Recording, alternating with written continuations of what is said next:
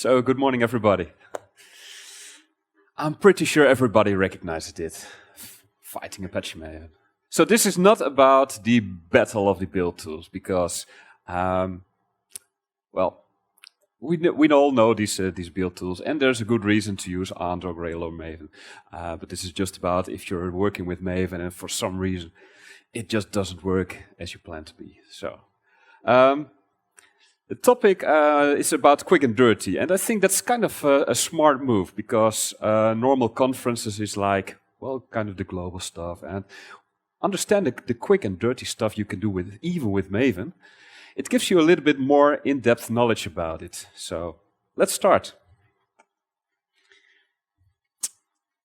So is it actually developer against Maven? Well, that's not the intention. So Maven was created because of the things that it's all around the building stuff that you need to do. It's kind of complex, all the dependency management stuff and etc. Whereas ideally you should be only focused on the thing you're being paid to do. That's developing software. So the whole thing we want to have here is that you can focus on your programming, and you have the tools that can take away all those complex stuff. And so it should be more like, it feels sometimes like Terminator 2, like this. Somebody aiming with you with a shotgun.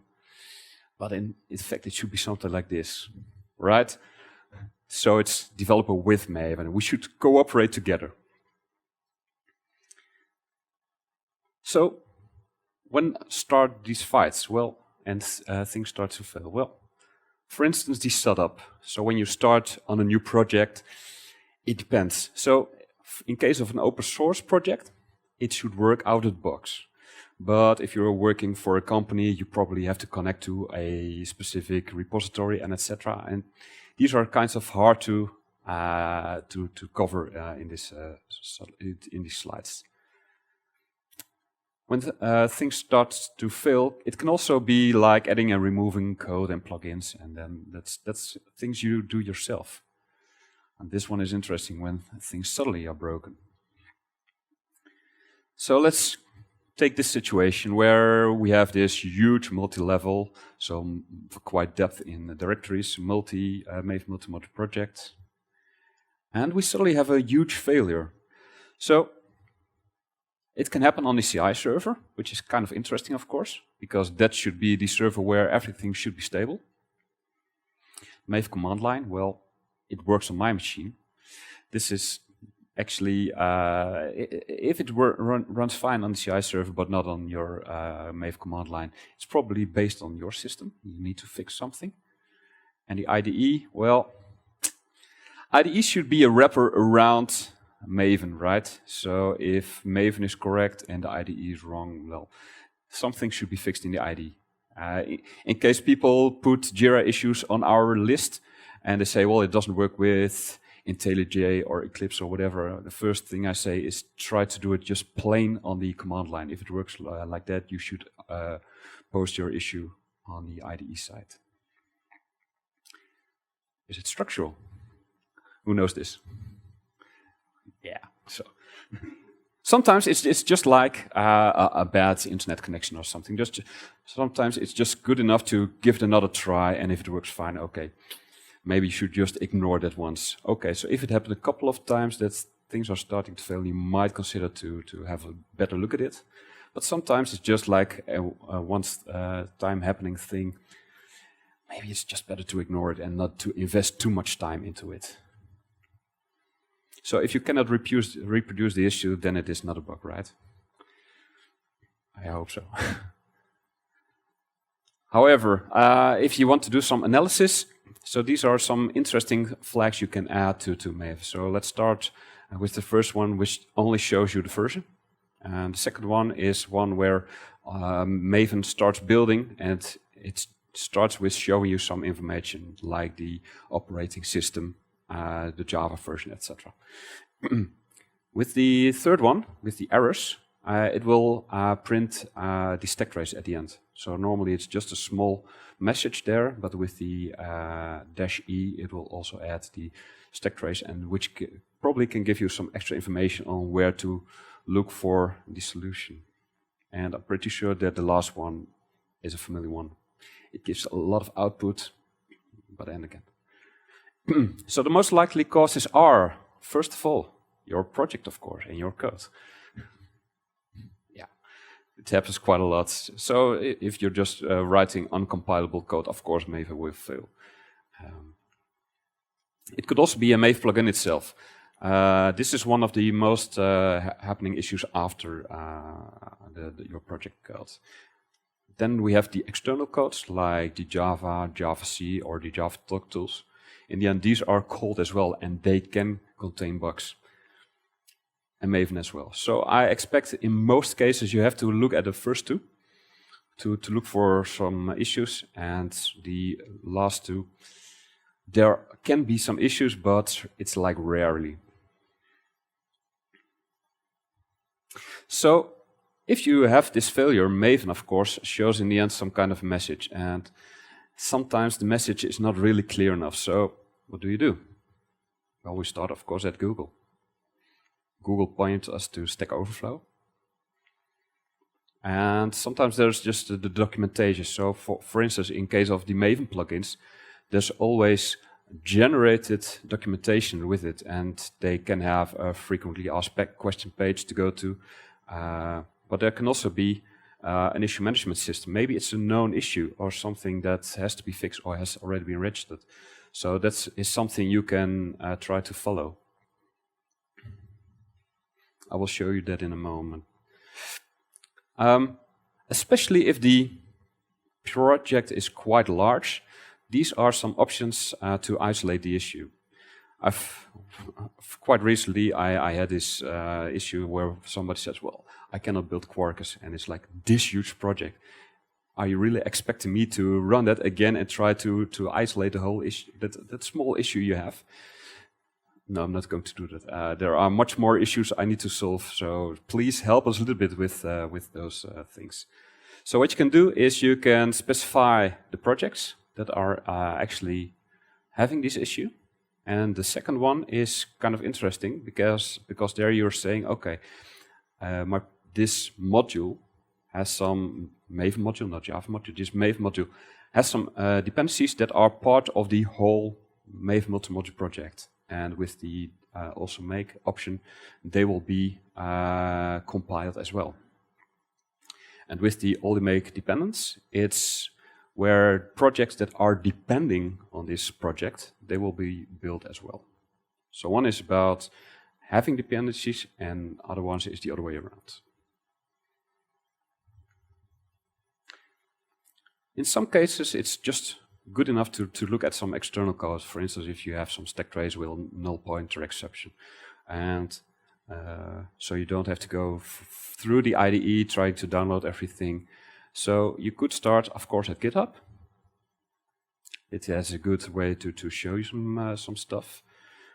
But there's also this JXR Java cross-reference pages. Who knows this? The Java cross-reference? Nobody. Okay, that's good. Well, no, maybe not. I will show you. And I will show you also why it might be interesting to you to look at them as well. So here we have Apache Maven on GitHub. It's also there. It's a mirror. So we have at Apache Software Foundation itself a Git repository, and that's being synced with GitHub. So you can create pull request here, and we can accept it at the Git repository from Apache Software Foundation. And this is one of the modules, the Maven model, and this actually represents the whole POM file. So the POM with build sections and all the dependency management, etc., etc., etc. But as you can see here, the model, it should be in this package. But there's only a IO xpp3, which contains nothing, just a package info.java. And there's this merge code. And this one is responsible for merging the model. So this is inheritance, where you have your parent, which is being inherited with your current project. So this is source. So why are we missing some code? Well, some code is being generated. And the cool thing about the Java cross-reference is that it's located here. It includes also the generated code. Oh, I'm not looking at the right one. Let's go back. I don't need the model builder. I need to go to model. I need to go to this one. So again, here you should recognize the packages, but there are a lot more classes, and these are all being generated. So the build you should recognize, and like it is saying, is being generated by a tool we're maintaining as well. It's called Modello. And here you should see all the source directories, and etc., etc., etc. So in this case, the Java cross-reference even contains more information than you can see on GitHub. And it also has hyperlinks to the other stuff, other classes you don't, that's things you don't have at GitHub.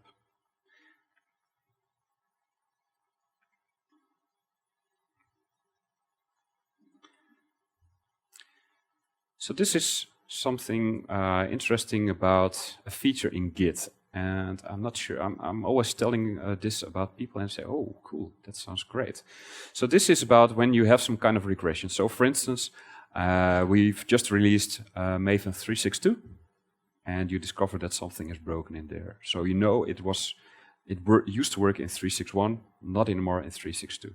And what you can do is, with Git, you can do a bisect. And the concept is quite simple. So you specify the old good commit and the last commit. I'm not sure why it says good commit. And what bisect does is it's going to go to the middle. And it will say, well, for instance, so this one is bad. So from that moment on, you know that the bad commit was in the first part. So you say to the git command, okay, so this one was bad, and it will just switch to a new commit, in this case to number 3. Okay, this was good. So it must be somewhere between 3 and 7. Goes to 5, which is bad again. So it's either 4 or 5. That's the first bad commit. And since 4 seems to be good, 5 is the one that is bad. And now you have real focus on the changes in that commit. And based on that, you can see, oh, wait a minute, I think I understand why we suddenly have some kind of regression. So this is very, very powerful. I'm pretty sure that every IDE or tool has some support for it. So I'm using Tortoise, which is just an Explorer extension, and works fine. So the most likely solution is, of course, fix your code. But in general, if you have an issue, try to look if there are more recent versions of dependencies or plugins. So it could be that issues have already been solved by the time. And the other thing you can do is try to patch or fix other code. So if you see that the issue is not in your own code, but in somebody else's code, you can help them as well, or the rest of the world that is using that library, and it's by providing a patch. So no more fighting, and let's see some quick and dirty things. So the POM file is very strict XML configuration. So there's this XSD file that specifies all the elements and what's allowed and what's not allowed. This is also one of the reasons that right now we're struggling with improving the POM file, because the POM file you have on your local system is the one being uploaded. And a lot of tools are using that POM file. Not only Maven, but also IFE, Grail, or whatever. So we cannot simply change that file that's being uploaded. And since right now the file is still one-on-one, it's kind of blocking our improvements on that. Still, people can be very creative. And I've got a couple of examples. So the first one is this one.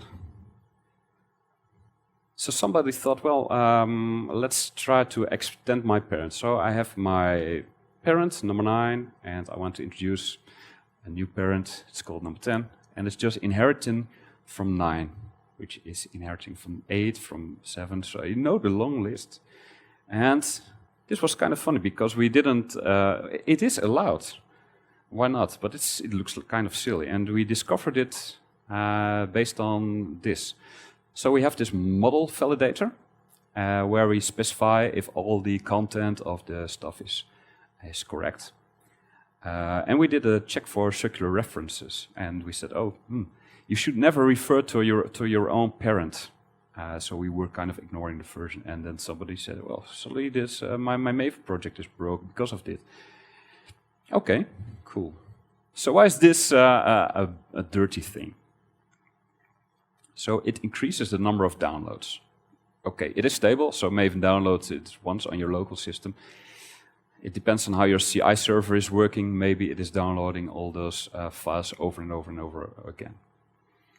But the other thing is about getting the effective model, so where the completely structure of inheritance is being resolved. It is quite complex, and it's resource consuming. So you should have some logical ways of layers of parents. So not like this. And in fact, I think it's quite hard to discover where some things are inherited or not. So the next one is about replacing the POM file. So this is quite an old version of the Maven deploy plugin, but this was the last one where this was possible. So it was possible to specify the POM file. And you could say, okay, so once you're going to deploy not the original pom.xml file, but do some kind of custom POM file.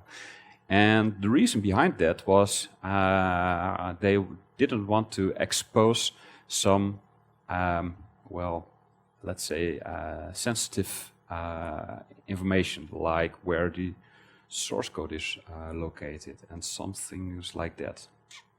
Okay. How did we discover this? Well, it happened with something I actually did, and the reason is you probably have seen it with a huge Maven multi-module project, and you're trying to release it, and suddenly in the middle it breaks. Well, that's kind of a shame, because then the first modules already have been deployed, but the final ones haven't been. So we started with this experiment, because in the end, it should be better to solve this into Maven itself, but the Maven code is huge and it's kind of complex to solve this over there. So the first thing we thought of is solving this in a plugin. So the install at end is an experimental feature that has been introduced in the Maven install plugin, of course, and the latter one in the Maven deploy plugin. And what it does, it is actually kind of counting where it is during the deployments, and if it knows it's at the end, it will install all the artifacts and their matching POM file. So, and there we discovered that it was using the original POM file, where this guy was saying, well, I don't want, could you try reintroduce that? I said, well, you're asking it for the Maven install plugin. I'm pretty sure you're also going to ask it for the Maven deploy plugin. And that sounds like a smelly thing. So it's kind of dirty, because you cannot guarantee that this new POM file you're trying to upload is valid. So the solution we came up with is introducing a new plugin. And we called it the Flatten Maven plugin. So this is not available at the Apache Software Foundation, but this is a plugin maintained at Mojo House. And what it can do, it can transform the original pom.xml by applying new elements, removing elements, etc., etc.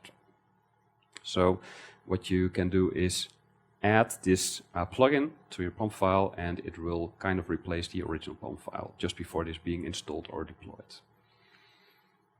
Experience we get with this plugin, we can use with Maven 4 and 5. So like I already said, we want to improve the modifications of the POM file.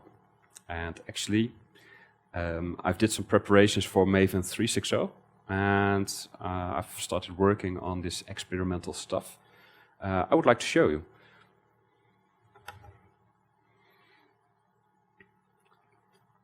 So what I'm going to do is I'm going to remove this one, and I have a zip file, and this zip file contains a lot of old examples. These are examples that were written for a book called Maven by Example. I think it's like over 10 years old, but still valid. And here I just have a very, very simple Maven multi-module project. So it has a parent, and inside there's a simple weather library and the application. So just to confirm that everything is working fine, I'm going to switch to Maven 3.0. And let's do a Maven verify.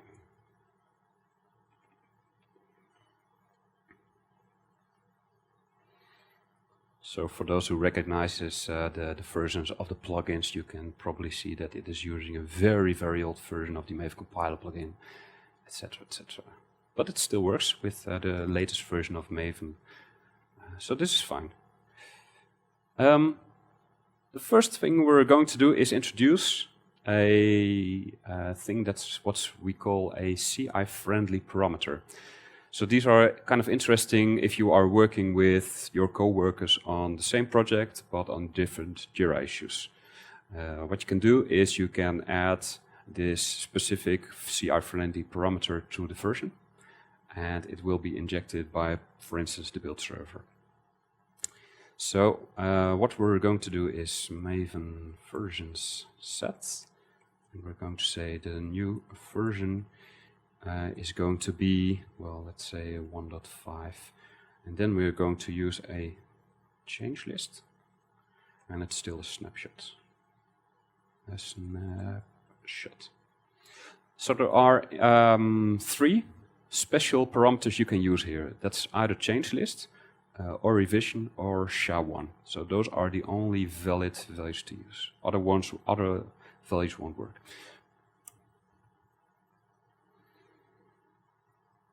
All right. So now everything is updated, and we can see here that here we have the pump file. Reload, yes. So now it contains this change list in between. But there's also a versions backup.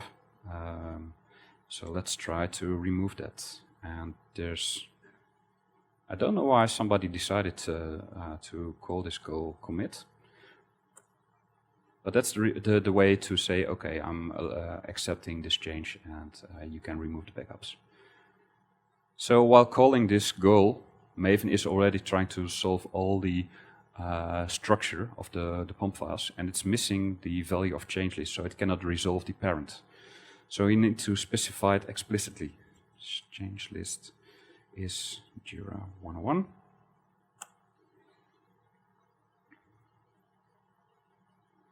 And now succeeds. So, why is this so special? As I explained that right now, if we're going to do a Maven install with the change list, is Jira 101. Now we're going to copy it into our local repository, and you will see that even though it builds right now, if we go here to my local repository, and let's say we go to the web app. I think we are using 1.5, and we're opening this file. It has a parent, and it refers to 1.5 change list snapshot. But what's the value of change list here? The value is not known anymore because that was only known during the build. So ideally, the value of change list should have been replaced. But as I said, the pump file on the local system will be exactly the same as the one being uploaded. It's fast, and there's no magic, but this is some special case where you want to have these changes. So what we're going to do is, we're still going to do an install, but we're going to activate the experimental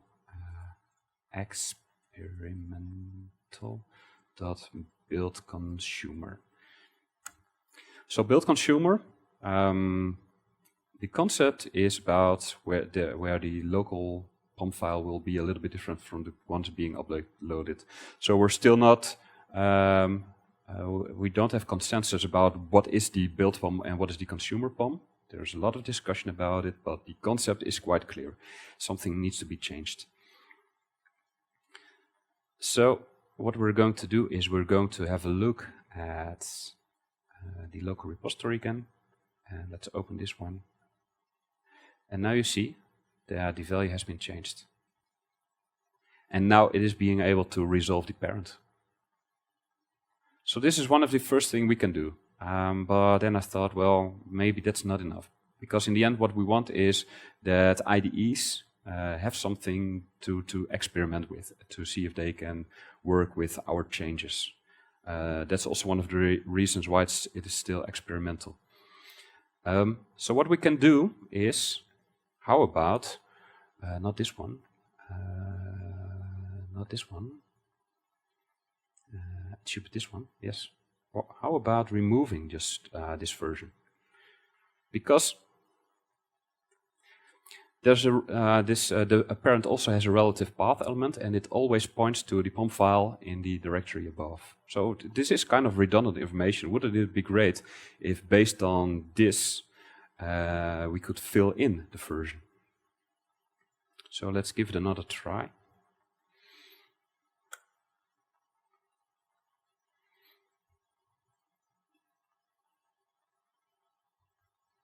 And have a look at what was uploaded. And again, the version is there. And now Maven is able to resolve this version. So as you can see, there's some indentation issues still, but it shows you quite clear that something has been generated. So, cool, right? Okay, so if it works with parents, there might be some other things that could work as well, and that is with dependencies that are part of the reactor. Because again, this information is actually already there.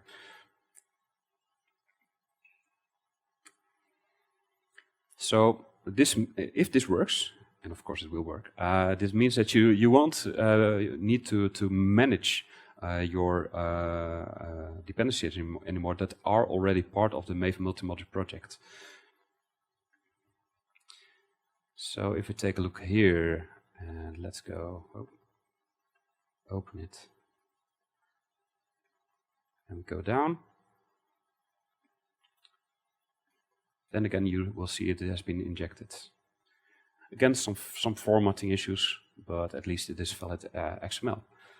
So these are the first things we hope that people are going to adopt, because it is very likely that you will make less mistakes because of this. But then again, we need to have support by IDEs if they cannot solve this issue, but I'm pretty sure they can. But if they cannot, we should think of other solutions. So we've done this. Okay, so this one, bind to the none phase, also a very interesting solution. So what you can do with this is that you can disable predefined or inherited plugin executions. So especially the plugins that are already being bound to the default lifecycle. Normally you cannot disable them, but there's this trick to bind them to the none phase.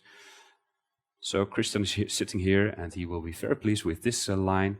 So you can do something like replace Surefire with the JUnit platform Maven plugin, which is being based on the JUnit 5 code.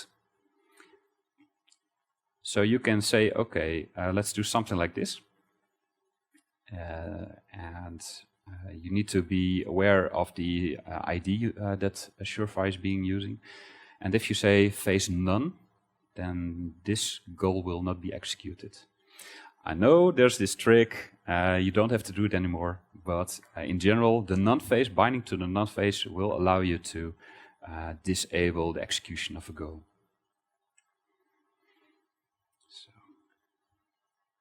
So why is this dirty? You should always listen to your parents, right? So that's the whole idea, is that the parent decides what children should do. And this is also one of the reasons, this is a personal frustration, is that everybody's always asking about skipping goals and adding skip parameters to every plugin. And I said, well, I think there's a different issue you're trying to solve. So especially if skipping needs to be structural, I don't like it. And the fourth quick and dirty thing is about sharing your local repository. So here the Wi-Fi is quite good, but I've been in a situation where the Wi-Fi was very slow and a bad internet connection. And somebody did a workshop, and he discovered that he was using quite a lot of special plugins and dependencies, more than expected. So what do you think he did in the end? Because everything was slowing down. Yes, USB stick. It's kind of silly, right? So he was copying his complete local repository to a memory stick, try to share it with everybody like that.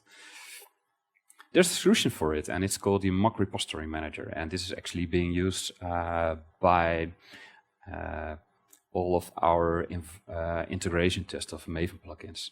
But you can also use it as some kind of wrapper around your local repository and to expose it to everybody else. So what you can do is say run, I think I said. So, and right now there's this access point. It's located at this specific port. And the cool thing is that right now it says, okay, to share this repository manager, let user download this settings.xml. So you can go to here, let's say paste. And here you have the settings.xml everybody should use. And you see up above here the location of the mirror. And it's just like you're connected to your normal Nexus or Artifactory. So this would have been a brilliant solution to solve that issue instead of trying to move this memory stick or USB stick.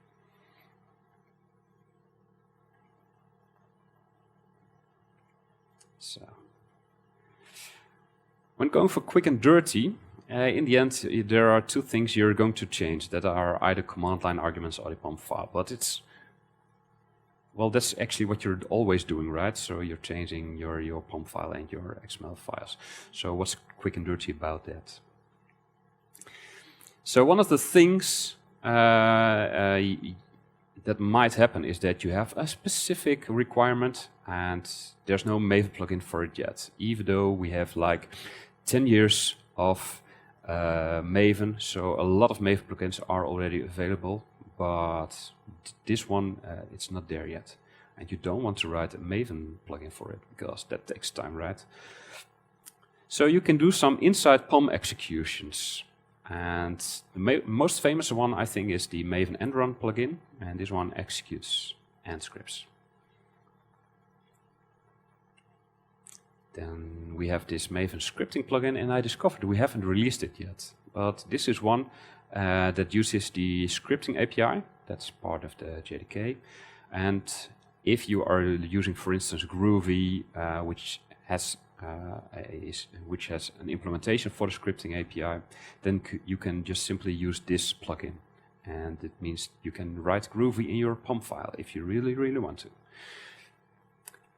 And the third one is the Exec Maven plugin. This one is also maintained by the Mojahas team, and it simply can execute either the command line or a Java's main method. So with these three, it should be possible to execute anything you want. So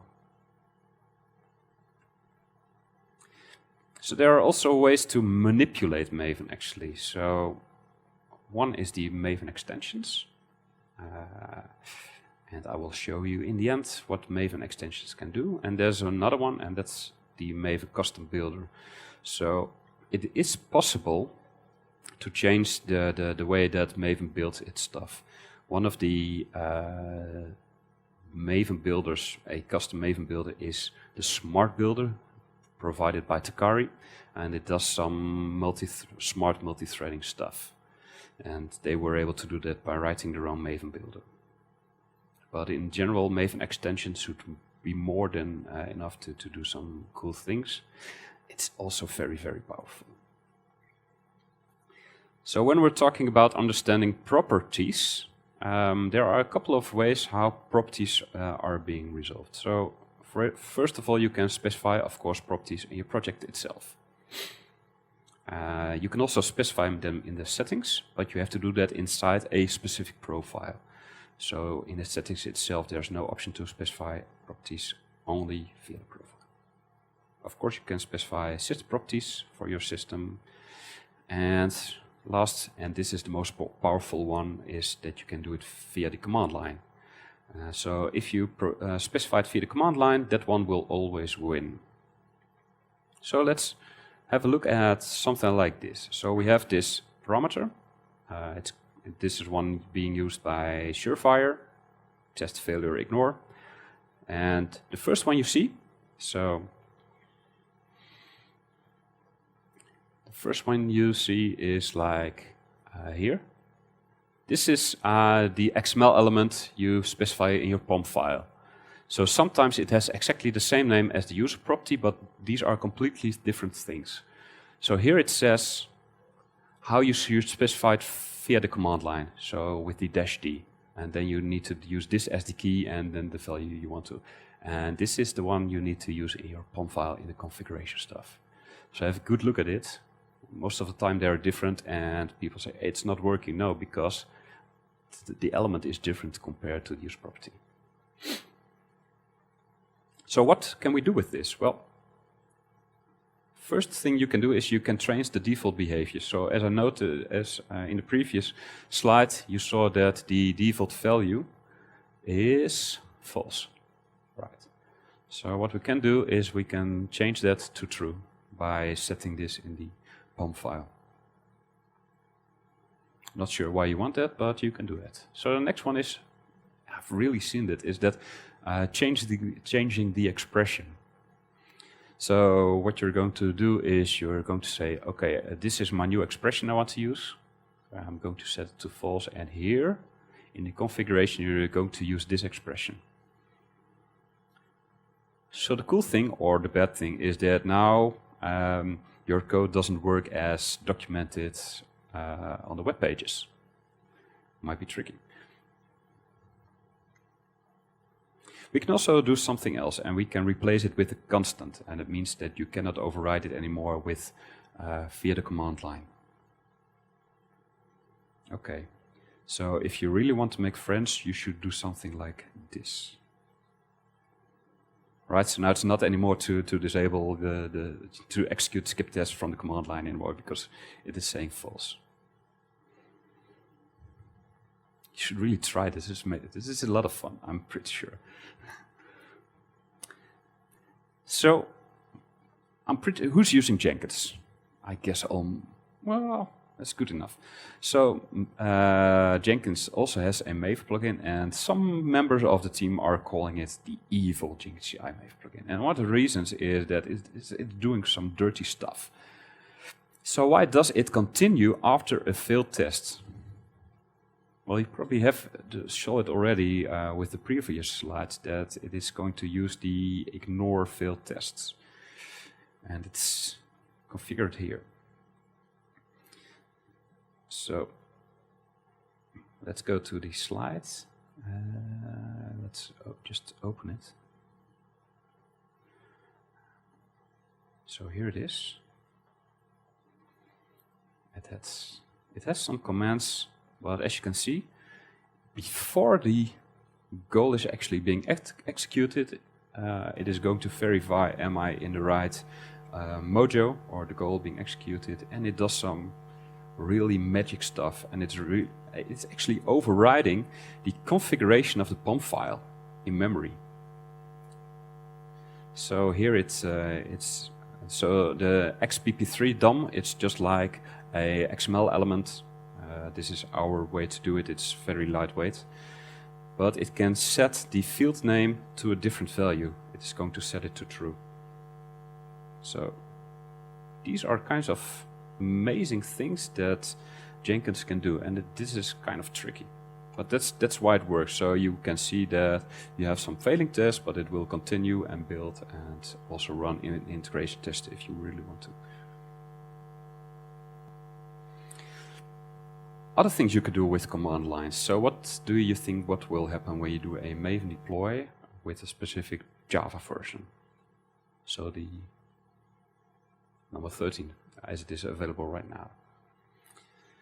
So assume this is being mapped to the source and target value. What will happen is, even though in the POM file it says that the code is compatible with, for instance, Java 8, right now the bytecode that is being uploaded will be compatible with Java 13. And from that moment on, everyone that is that's going to use this library will require Java 13 to use it. Even though it says in the POM file it should be Java 8 compatible. So this is kind of scary, right? So from the command line you can change the result of the artifacts being uploaded. It could be even worse. You can also do the same thing, especially with Spring Boot dependencies, which makes use of a lot of BOM files. And you can say, okay, I'm going to use a different Spring version via the command line. So maybe it will be compatible because you've built it with the specific version, but if in the end, if you look at what Maven will do once it is being uploaded, it will use the original version of Spring because it's not aware of this command line value anymore. So this is one of the scary things with what you can do with command line options. So what I would say is arguments should never have effect on the created artifacts. And this is probably one of the things that's still missing in Maven. Like I said, the BOM file on the local system is still exactly the same as the one being uploaded. If Maven was aware that some kind of important things are being changed, it should be added to the BOM file, ideally. Who's using this all the time? Right, so Maven is about convention over configuration. So this means that if you would always run Maven clean install, you should be able to simply run Maven, right? Actually, you can. So what you can do is I have here a minimal POM file. Just this. What you can do is you can say build default go clean install.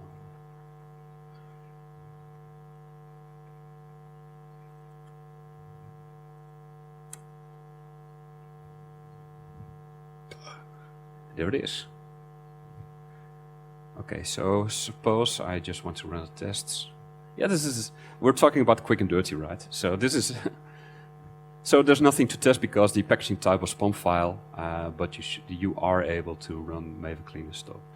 So, why do you want to run clean install? And, well, I hope after a couple of slides you won't do it ever again, unless you really want to.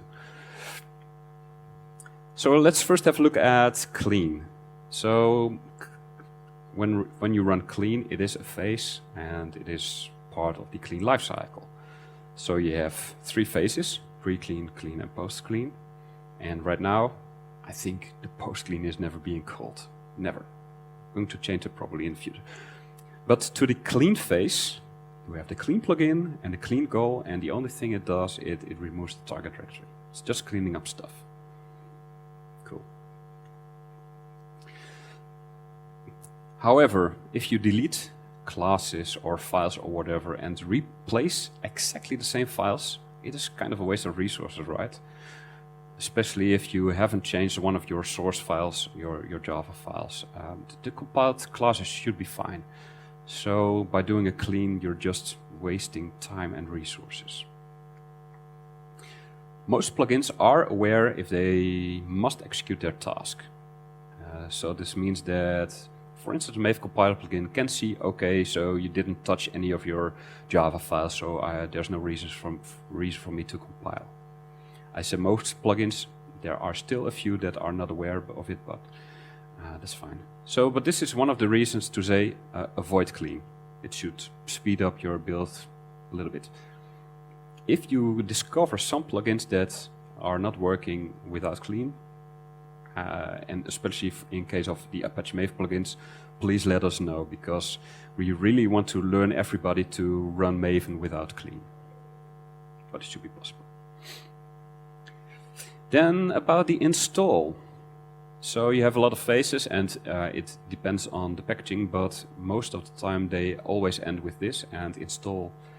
The install phase is bound to the install plugin with the install goal, and it just copying your artifacts that has just been generated to your local repository. And the deploy does exactly the same, but it is uploading to the remote repository.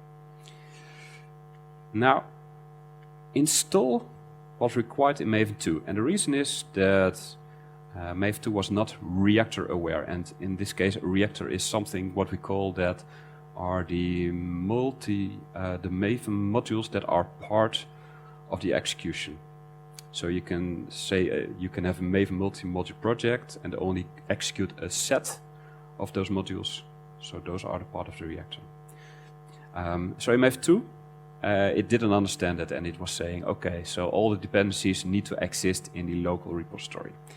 Now Maven 3, for most of the users, they probably didn't see any changes, but under the hood, a lot of change, and that was especially for IDE integration. So what they did is we make it reactor aware, and you didn't need to use install anymore. Maven was able to decide, okay, so you're using this module, so I know I can use either this target classes directory, or I can use the jar file if it has been generated.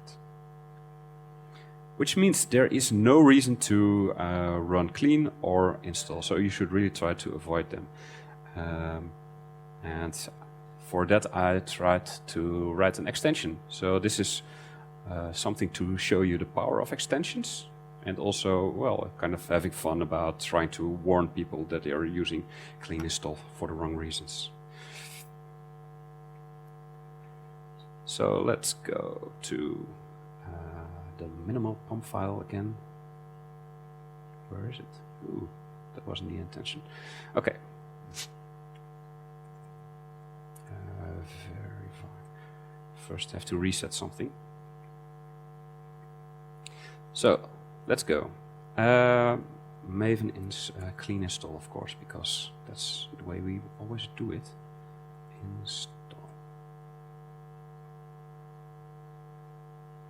So, the build looks kind of normal, but for those who are looking a little bit closer, there's a new line at the end, and it says registrating clean and install, right? So that's something that has been done with the extension. So what we can do is, let's run the goal again. Right, so now it says your previous install on this project was unnecessary and polluted your local repository. The good Maven citizen uses verify instead. Right, so what it does is it actually looks at the project you're trying to execute in between, and if it notices that you're never being using this specific library, it's just going to give you this warning. We can do it again. Still the same warning. Let's do it one more time. Right, cool. I warned you. Yes. So hopefully with this error message, we hope that people are trying to learn to do this, don't do this anymore. So once people are seeing this, okay, so probably I shouldn't do install, so what do I do instead? Let's say Maven verify. If you really don't know what to do, verify is the best option.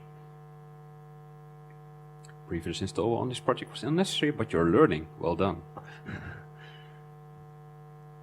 So here you see the power of extensions and the fun you can have with it. And this is something I hope we can release kind of soon, and you can put it on your own projects, and maybe that's the way to get Maven clean install out of your system. Let's hope so. So, in the end, the ultimate hack is just fork and reversion that project. Just to ensure that once something is being released, it won't override your changes. So, for instance, if I want to fork Maven, assuming I don't have the commit rights, but I do, but assume I don't, I could just say 363, add my own name to it, and based on that, it's quite likely that my version will be unique. So with that, I'm almost to the end of my presentation. There's just one slide I want to share with you. And this is one slide I add almost all the time for the last year, and that's called Up for Grabs. I'm just going to take this opportunity to tell you a little bit about the organization of Maven. So Maven is being used by 60 to 80% of the Java projects or developers. It depends a little bit on how the question is being asked. If you ask what's your primary tool, it's closer to 60, or if you ask have you ever been using Maven, it's close to 80%. So the Apache Maven project holds like 95 projects. So Maven Core, the distribution you're using, is just one of them. And then we maintain like about 40 plugins. And the rest are all kinds of libraries that are being there to support Maven. And Maven is being maintained by 5 to 10 active volunteers. So there's no company behind it. So I have to have my daily job and to get some money, and after that I spend some time to work on Maven. So that's kind of a risk, of course, especially if you take a look at these numbers. So let's try to restore the balance. And if you say, okay, I want to help to improve Maven, we have this link. It's called Up for Grabs. And if you go to that link, please make pictures of this. If you go to this link, you will see some Jira issues that are marked as being quite simple to solve. Most of the time, these are just Java puzzles. They're not related to Maven in general. Or if they are related to Maven, they're quite easy to solve. And then this last line is about a committer guide about what is a good patch. So, for instance, please provide either a unit test or an integration test. Most of the time, even though some changes are quite simple, if they change the behavior, just please add a test for it. And with that, I'm to the end. Thank you and happy hacking.